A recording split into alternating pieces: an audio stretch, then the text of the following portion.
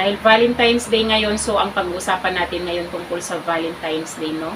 Ito ang araw kung saan nagsiselebrate tayo ng araw ng mga puso. So, kung kayo ay na-involve kayo sa mga romantic relationship sa araw na ito ang araw na dapat ay ipakita ninyo sa mga karelasyon ninyo yung pagmamahal ninyo no, sa pamamagitan ng pag-i-effort ninyo. Pag-i-effort ninyo na bigyan sila ng regalo, pag-i-effort ninyo na i-treat sila, pag-i-effort ninyo para ipakita sa kanila kung gaano ninyo sila kamahal, no? Pero tandaan natin guys na ang Valentine's Day ay hindi siya biblical. Ibig sabihin, hindi siya kautusan ng Diyos, no? Kung hindi, ito ay human tradition lamang. Kumbaga, cultural lamang siya, no? Nilikha lamang siya, itinatag lamang siya ng tao, no? At ang Valentine's Day na ito ay nagpo-promote ng sexual immorality. Ito ay isang flesh-driven celebration, no? Dahil sa araw na ito, ang ginagawa ng magkakarelasyon ay pinapasaya ang mga sarili nila, di ba? Puro pagpapasaya sa sarili ang ginagawa ninyo. Dahil ang ginagawa ninyo, kain dito, kain doon, bigayan ng regalo, di ba? Mamahaling regalo yung binibigay ninyo sa kapartner ninyo.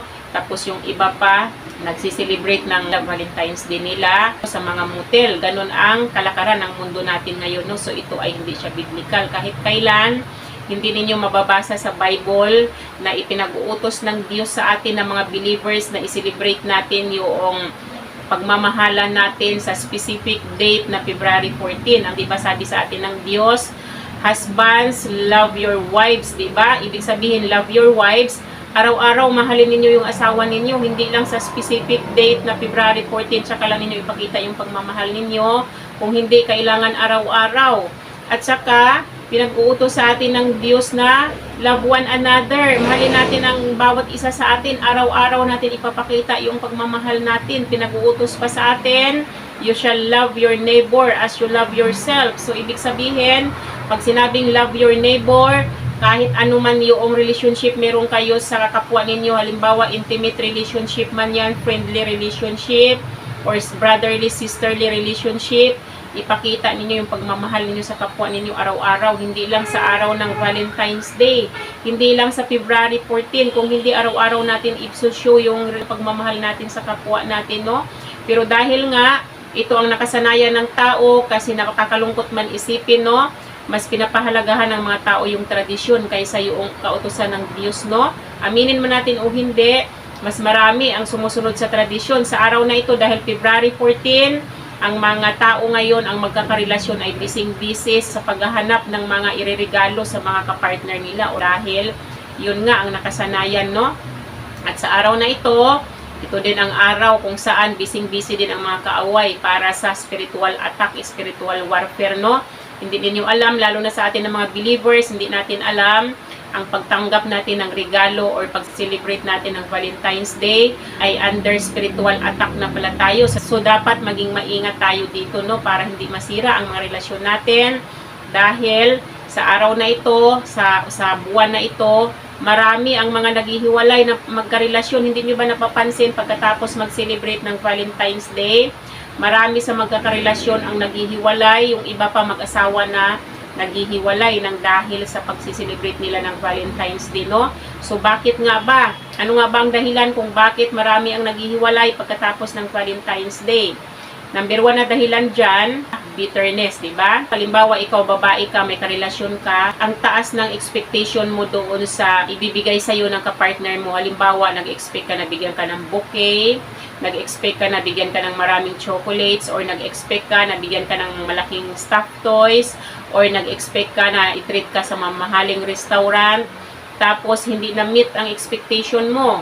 Kasi hindi ganun ang ginawa sa'yo ng kapartner mo, siguro nag-effort man, siguro binigyan ka ng isang pirasong bulaklak lang, or 3 pirasong roses lang, or di kaya ay binigyan ka ng maliit na chocolate lang, or binigyan ka ng maliit na stuffed toys lang, or itinreat ka lang ng merienda. So ganun lang ang effort na ginawa sa'yo.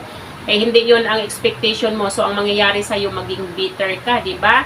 Kasi nga bitter ka, maiinis ka doon sa kapartner mo, sasama ang loob mo, kasi hindi nasunod ang gusto mo. Ganun ang mangyayari talaga sa'yo. So ngayon naman, kasi yung kapartner mo, kapag hindi ka grateful doon sa binigay niya, kasi mararamdaman ng lalaki yan na hindi ka masaya sa effort niya, So ngayon, anong mararamdaman nun? Sasama ang loob nun. Mawawalan ng gana sa'yo yun, manlalamig sa'yo kasi nag-effort naman siya kahit papano gumastos siya pero hindi mo nagustuhan.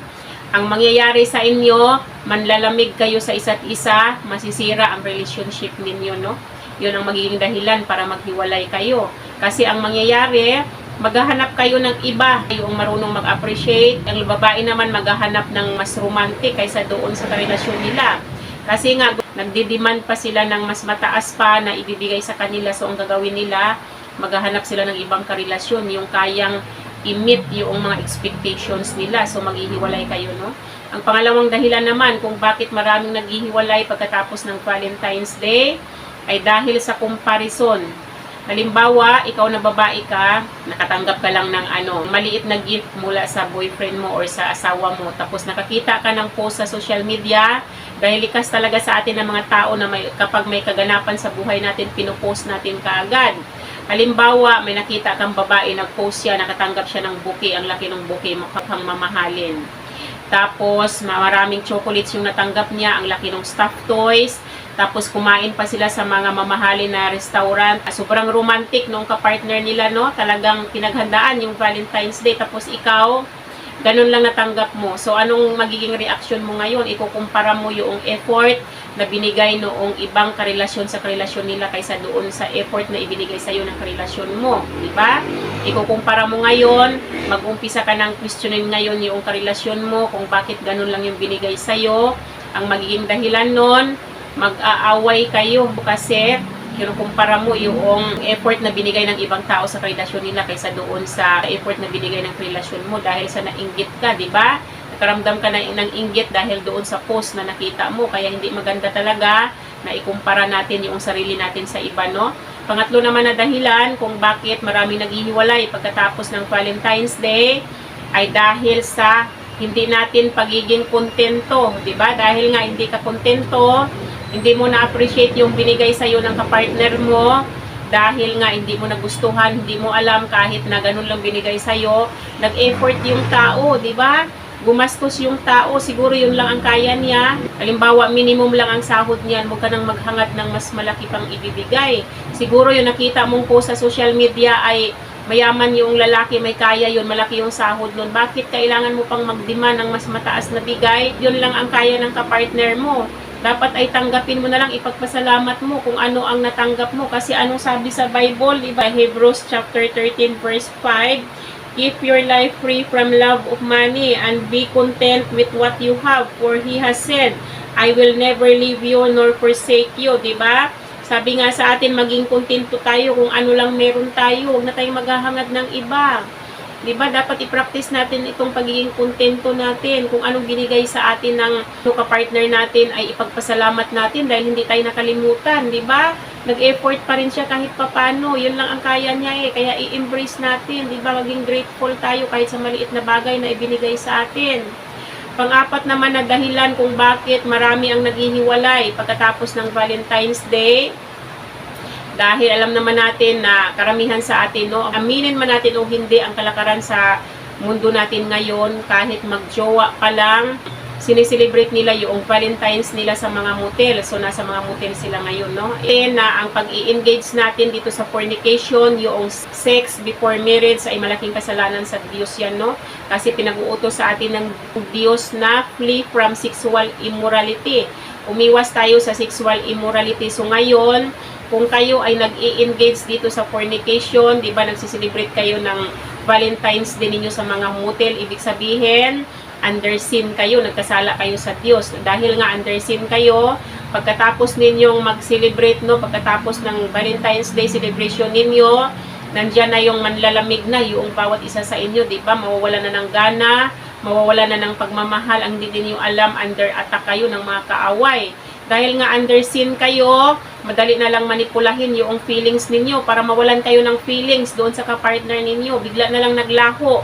Kung bago kayo nag-celebrate ng Valentine's Day ninyo ay mahal na mahal ninyo yung isa't isa. Pero dahil nga under attack kayo, inatake kayo ng mga kaaway dahil madali na lang manipulahin ang feelings ninyo dahil under sin kayo. Nawala na lang ng basta-basta yung feelings ninyo sa kapartner ninyo, nawalan kayo ng gana, nanlalamig na kayo. Kaya nga sinasabi nila, na ang lalaki daw ay isa lang ang gusto sa babae. Pagkatapos daw na makuha ng lalaki yung gusto niya sa babae ay iniiwanan na or nilalayuan na, pero hindi totoo yan. Ang hindi niyo alam, under attack kayo kaya nawala ang feelings ninyo, no? Talagang intended talaga na gawin yon para paghiwalayin kayo, para sirain ang relationship ninyo, para mawala ang pagmamahal ninyo sa karelasyon ninyo. Kung dati kayong strong na nagsasama, dati kayong nagmahalan, ay bigla na lang kayong mawala ng gana sa isa't isa, no? Ayan ay tactics ng mga kaaway yan. Hindi natin alam na under attack tayo, talagang sinadyang gawin para sirain ang mga relationship natin, sirain ang pagmamahal natin sa mga karelasyon natin, no? Itong Valentine's Day na ito ay parang nilikha lamang siya para sirain ang relasyon ng mga magkakarelasyon, di ba? Para pahinain ang pagmamahal ninyo sa isa't isa. Parang ganun lang ang purpose nitong Valentine's Day na ito, no? So, para maiwasan natin na huwag maghiwalay or huwag mawala ang feelings natin pagkatapos natin mag-celebrate sa Valentine's Day, ay dapat ay intindihin natin yung mga kapartner natin. Matuto tayong makontento kasi 'di ba, kahit na aminin natin o hindi, may mga tao na hindi sila romantic, no? May mga lalaki talaga na hindi nila kayang ipakita yung pagmamahal nila. Hindi sila showy, no? Hindi nila maipakita yung pagmamahal nila sa pamamagitan ng pagbigay-bigay ng magagarang bagay sa'yo. May mga ganun na lalaki kasi ako ay relate ako dito, no? Yung dating asawa ko, kahit minsan ay hindi ako nakatanggap ng bagay doon kapag Valentine's Day, parang wala lang, ordinary days lang yun sa amin, no? Kahit nga greetings ay wala kang matanggap doon dahil hindi nga siya romantic. So, ang ginawa ko, in-embrace ko na lang kung ano siya.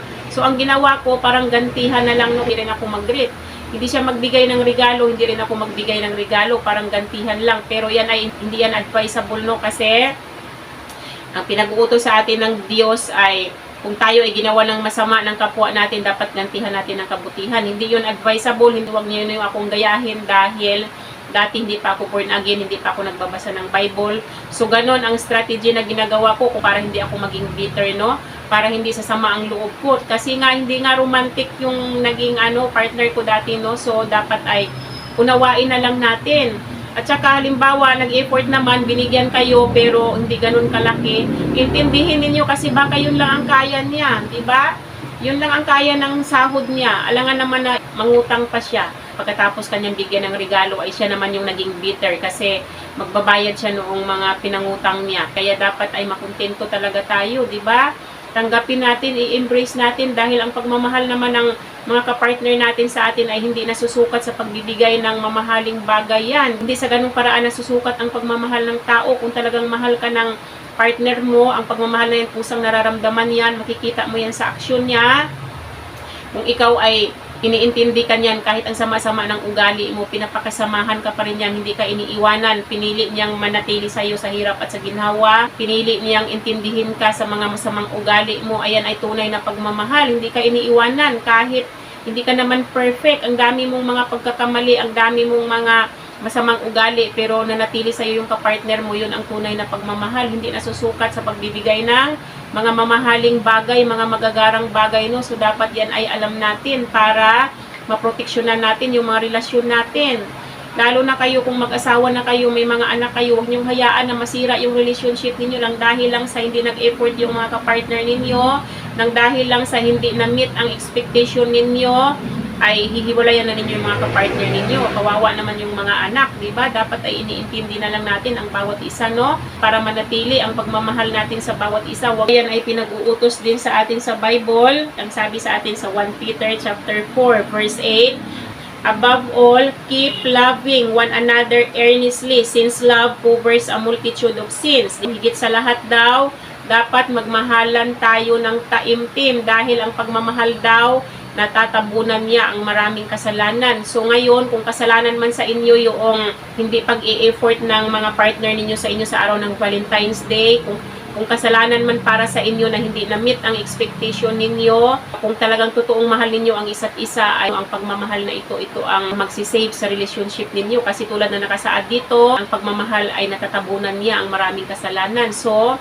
kaya ninyong unawain yung partner ninyo, kaya ninyong intindihin, basta taimtim yung pagmamahal ninyo sa kapartner ninyo na yan. So, dapat talaga ay itaus-puso ang pagmamahal natin sa mga kapartner natin para hindi masira ang relationship natin, no, sa bawat isa, no.